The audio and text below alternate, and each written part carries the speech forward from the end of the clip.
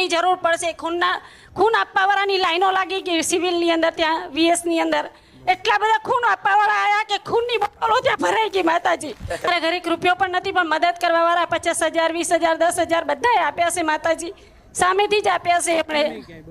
હા અને ડોક્ટરો બધા હાજર થઈ ગયા હતા જેટલા જોઈએ એટલા ડોક્ટરો હાજર પણ થઈ ગયા હતા માતાજી મારા ઘરે એક રૂપિયો પણ નથી પણ મદદ કરવાવાળા 50,000 20,000 10,000 બધાએ આપ્યા છે માતાજી સામેથી જ આપ્યા છે આપણે